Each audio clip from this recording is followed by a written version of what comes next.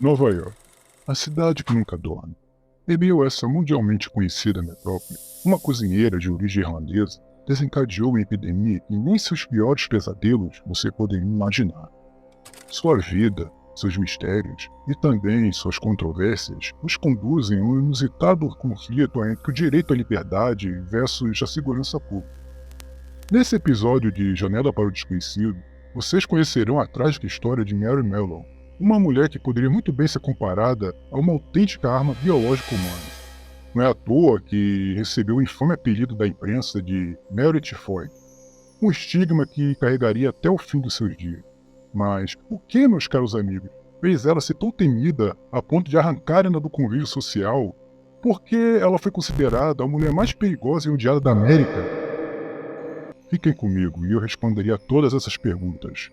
Mas primeiro, se inscrevam no canal caso ainda não tenham feito. E se gostarem do vídeo, não se esqueçam de dar um like, pois isso mostra que esse assunto foi relevante e que estamos no caminho certo. Sem mais enrolação, vamos explorar essa história junto.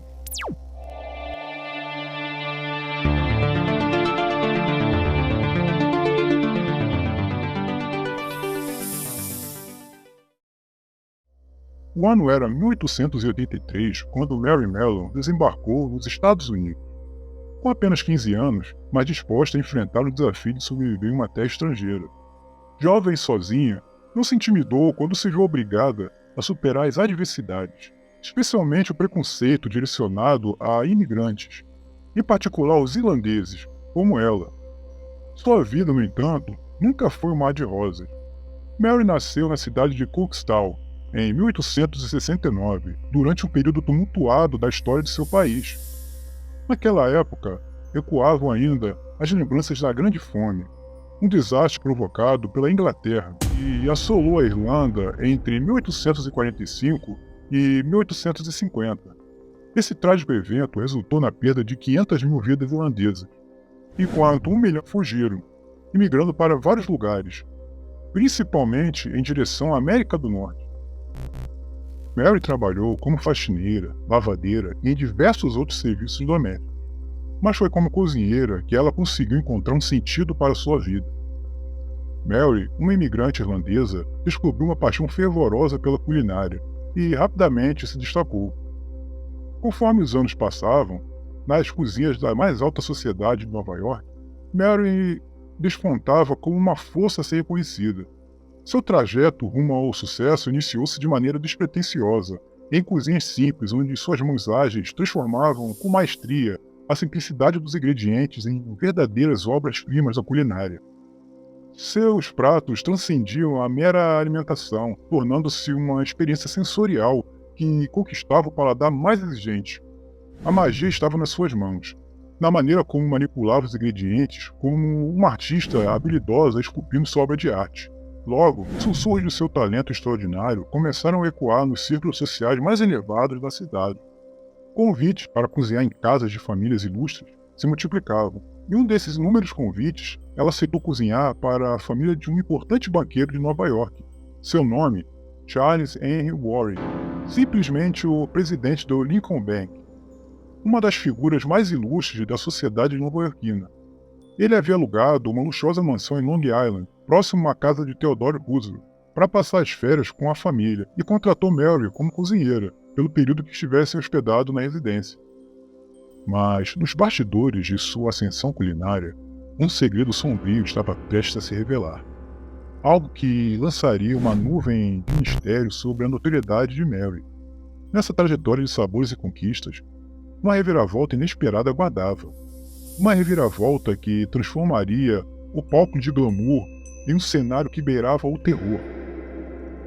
Este é apenas o começo da jornada de Mary Mellon, uma cozinheira cujo talento lançou sombras sobre a cidade que nunca dorme.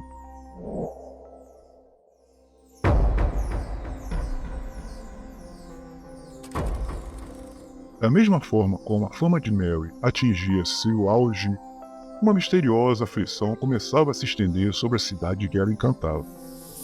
O ano era 1906 e a pacífica residência alugada pelos Warren tornou-se o centro de um pesadelo que ninguém poderia imaginar.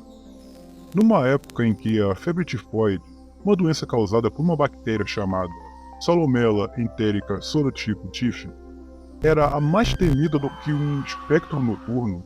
As duas filhas do Sr. Warren, sua esposa e mais 3 empregados ficaram misteriosamente infectados. Os sintomas se manifestaram de maneira insidiosa: febre implacável, dores de cabeça lancinantes e uma fraqueza que sugava a vida das vítimas, criando um pânico real nas entranhas daquela casa outrora tranquila. Como uma coisa assim poderia estar acontecendo? A febre tifoide era uma doença comum nas periferias e subúrbios por causa das precárias condições de saneamento básico. Todos sabiam disso, mas não atingiu a alta classe da cidade. Pelo menos não era comum isso acontecer sem um bom motivo. Então, como um misterioso surto se instalou na residência? Era o que Charles Warren se perguntava.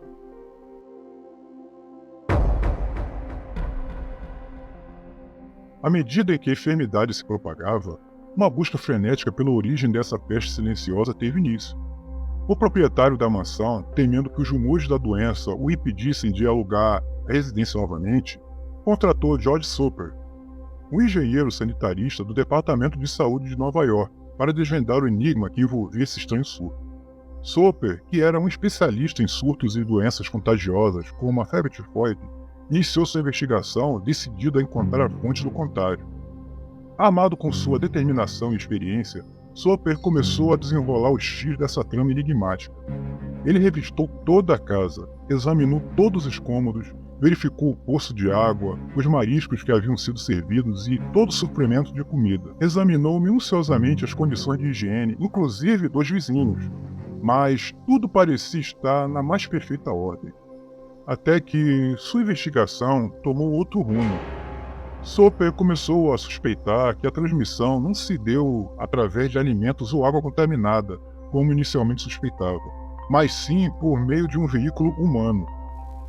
Aprofundando sua pesquisa, investigou a vida de todos os empregados da mansão, e surpreendentemente, todas as setas apontavam para uma figura inesperada: a cozinheira querida dos Warren, Mary Mellon. Ao examinar o histórico de Mary, tudo passou a fazer sentido para Soper, como se uma peça importante de um quebra-cabeça caísse direto em seu colo. Pois ele descobriu que, de 1900 a 1906, ela trabalhou em 7 casas diferentes, e em todas elas ocorreram casos de febre tifoide. Mary trabalhou em Manhattan para uma família que logo passou a apresentar os sintomas da doença. Até mesmo uma lavadeira que trabalhava nessa mesma casa morreu. Ela também trabalhou para a família de um advogado, onde 7 dos 8 familiares foram contaminados. E em outra casa que trabalhou, 10 dos 11 moradores contraíram a doença. George Soper ficou sem palavras quando descobriu tudo isso. E havia descoberto também que, muito antes desses eventos, Mary havia ajudado a cuidar de doentes em uma das casas que trabalhou. Baseado nisso, o sanitarista concluiu que, provavelmente, Mary contraiu a doença em um período que cuidava desses pacientes. E, desde então, vem espalhando a febre tifoide por onde quer que vá. Mas por que ela não apresentava os sintomas da doença? Essa pergunta bailava na mente de Soper de forma desconcertante, pois o conceito de portadores assintomáticos ainda não existia nessa época, no início do século XX. Mary estava aparentemente saudável, não manifestava os sintomas da febre tifoide, mas era uma portadora ativa da bactéria. Uma verdadeira arma biológica humana. Onde quer que ela fosse, o perigo a seguia, como uma ameaça invisível que ela própria não podia perceber. E assim, o enigma se desdobrava diante dos olhos de George Soper. Uma cozinheira inadvertidamente transformada em disseminadora silenciosa de uma ameaça invisível. Mary Mellon tornou-se o epicentro de uma tragédia que desafiaria a própria natureza da doença. O que Soper descobriu desafiaria a lógica e levantaria questionamentos sobre o equilíbrio tênue entre os direitos individuais e a segurança coletiva. Na primeira fase da busca pela verdade, George Soper empreendeu uma jornada incansável para identificar a fonte do surto na mansão alugada pelos Warren. Apesar de ter certeza da sua teoria, ele ainda precisava de uma confirmação, através de exames laboratoriais. E isso só seria possível se Mary concordasse em se submeter a esses testes. Entretanto, encontrar a cozinheira irlandesa não se mostrou uma tarefa simples. Ela nunca deixava o endereço registrado e se mudava constantemente de residência, desaparecendo sem deixar rastro. Cada endereço parecia evaporar nas brumas da cidade. Soper demorou muito tempo para encontrá-la. Foi somente após outra tragédia, a morte por febre tifoide de uma jovem de família rica, residente do Parque Avenue, que os destinos de Mary Mellon e George Soper se cruzaram. O rastro da aflição mais uma vez levou até ela. Soper, convencido de que não teria problemas em persuadir Mary sobre seu estado de saúde e da importância de realizar os exames, foi procurá-la na casa onde trabalhava e tentou argumentar com ela. Porém, o sanitarista não contava com a extrema teimosia e temperamento explosivo da cozinheira, que além de não acreditar no que ele dizia, quase atravessou sua barriga com um enorme garfo, o expulsando da cozinha aos berros. Soper, horrorizado, se viu forçado a se retirar o mais rápido possível. Após alguns dias, ele voltou com um médico para ajudá-la a convencê-la, porém o resultado foi o mesmo da visita anterior. Além de não acreditar, ainda colocou dessa vez os dois para correr. Mas George Soper estava determinado e não desistiria tão fácil. Percebendo que, se continuasse seguindo pelo caminho da diplomacia, não conseguiria nada e ainda arriscaria sua integridade física, resolveu mudar de estratégia. Retornou à casa, só que dessa vez com 5 policiais e mais alguns médicos para levá-la à força, pois a situação tornou-se um caso de risco à saúde pública, e eles estavam autorizados por lei a colocá-la em quarentena se necessário. Mary tentou fugir, mas a casa estava cercada, e então se escondeu em um armário e ficou lá por horas, até ser encontrada pela polícia. Após muita luta, ela finalmente foi capturada. Mary não entendia por que estava sendo presa, se não havia feito nada de errado, e não acreditava nos médicos quando diziam que ela estava doente, já que se sentia bem. Testemunhas relataram que, ao ser colocada na ambulância, ela parecia uma leoa enfurecida. O caso ganhou notoriedade na imprensa sensacionalista, e começou a chamá-la de Mary Tifoide. Com Mary finalmente sob custódia, foi possível realizar diversos exames que, por fim, confirmaram as suspeitas de George Soper. Ela, de fato, era uma portadora saudável da febre tifoide. As bactérias se encontravam em sua vesícula biliar. Após os exames, Mary também foi interrogada pelas autoridades de saúde, que tomaram conhecimento, segundo suas próprias palavras, que ela raramente lavava as mãos quando cozinhava, pois não via tanta necessidade. Mesmo diante do parecer dos médicos, ela, por pura ignorância e teimosia, se recusou a acreditar nos fatos. Mary foi levada para um hospital na ilha de North Brother, onde ficou em quarentena durante 3 anos, isolada em um aposento equipado com sala de estar, cozinha e banheiro. Mas uma coisa permaneceu inalterada: Mary viveria uma vida solitária. A única visita que recebeu nesse período foi de George Soper, que tentou novamente explicar a Mary sobre suas condições de saúde e que, apesar de não apresentar sintomas, sua falta de higiene permitia que as bactérias se espalhassem, colocando em risco as pessoas à sua volta. Mas não importava o que Soper ou qualquer outro médico dizia, ela simplesmente não acreditava neles. Em 1910, a justiça permitiu que Mary saísse da quarentena sob a condição de não trabalhar mais como cozinheira ou com a comida de outras pessoas. Como ela queria se ver livre, claro que concordou com todos os termos, mesmo sem acreditar em nada do que os médicos diziam. Mary tentou recomeçar a sua vida trabalhando como lavadeira, mas como ganhava muito pouco, não demorou muito para ignorar a proibição e voltar a cozinhar. Uma atitude imprudente que colocaria em risco a vida de muitas pessoas. É exatamente nesse ponto que Mary se transforma de uma vítima injustiçada para uma assassina. Nos 5 anos seguintes, Mary, usando nomes falsos, desempenhou o papel de cozinheira em diversos lugares, como restaurantes, hospitais, hotéis, espalhando a doença por onde quer que fosse. Quando alguém ficava doente, ela simplesmente abandonava o emprego e sumia sem deixar rastro. O alcance do estrago causado por ela permanece incerto. Estima-se que mais de 122 pessoas foram afetadas, mas vários casos relacionados a ela ainda continuam sem identificação. Sua liberdade chegou ao fim quando, em uma maternidade que trabalhou, usando o nome falso de Mary Brown, 25 pessoas contraíram a doença e 2 delas morreram. George Soper foi notificado por um médico amigo seu que trabalhava nessa maternidade. Não demorou muito para ele descobrir que a causa do surto era Mary Mellon novamente, e ela foi levada sob custódia de novo. E então, em 1915, Mary Mellon voltou para a ilha de North Brother, uma prisão que duraria o resto de sua vida, longe do tumulto da cidade que ela uma vez serviu com suas habilidades culinárias. A segunda quarentena, mais rígida que a anterior, longe dos olhares curiosos e também distante da vida que ela conhecia. Na tranquilidade da ilha, Mary passou seus dias sendo tratada como uma cobaia de laboratório, submetida a uma exaustiva rotina de intermináveis exames médicos. O aroma dos pratos preparados por suas mãos foi substituído pelo cheiro de antisséptico, e a rotina agitada de cozinhar foi trocada por uma existência silenciosa, interrompida apenas pelos ecos de seus próprios pensamentos.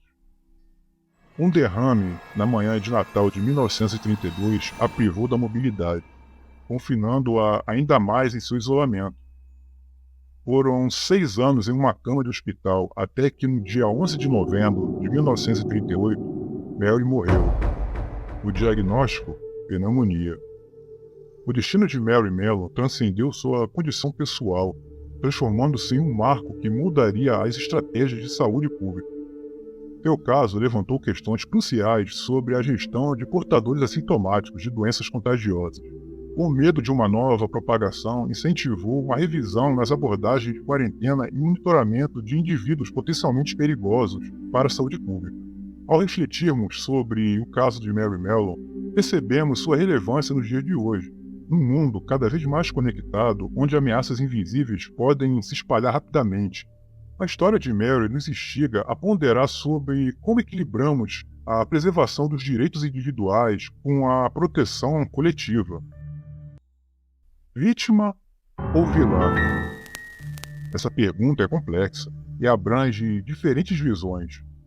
Alguns consideram sua responsabilidade um assassinato consciente, pois, mesmo sendo alertada pelos médicos sobre os riscos à saúde das pessoas, ela simplesmente ignorou o perigo e seguiu espalhando a bactéria por onde quer que fosse. Outros a veem como alguém ignorante, transmitindo uma doença por falta de conhecimento sobre o que é ser um doente assintomático, que afinal de contas, nem mesmo os médicos naquela época tinham total entendimento dessas condições. Então, o que vocês acham? Mary era realmente culpada? Será que ela foi uma vítima do acaso? Afinal, ela não tem culpa de ter ficado doente por infelicidade do destino e se tornar uma paciente assintomática, ou ela é culpada sim de ter espalhado a febre tifoide, já que diversas autoridades de saúde tentaram alertar dos riscos, mas ela ignorou os apelos e não se importou com as pessoas que poderiam contaminar por puro egoísmo. Viu? Você consegue perceber como esse assunto é complicado? Tem diversos argumentos para ambos os lados. E afinal, de que lado você está? Deixa aí seu comentário, eu gostaria muito de saber sua opinião. A infeliz vida de Mary Tifoide foi marcada por uma doença silenciosa que roubou seus sonhos e fez passar 26 anos de sua existência em quarentena e morrer sozinha e estigmatizada. É triste. Muito triste a vida dessa mulher, vocês não acham? E assim concluímos mais um capítulo. A janela para o desconhecido se fecha, nos deixando uma reflexão sobre o equilíbrio sutil entre os direitos individuais e a proteção coletiva diante de ameaças invisíveis. Se gostaram, deixem um like, compartilhem e comentem. Gostaria muito de ouvir a opinião de vocês. Eu sou o Felipe Camadoc e este é a Janela para o Desconhecido. Até a próxima, pessoal!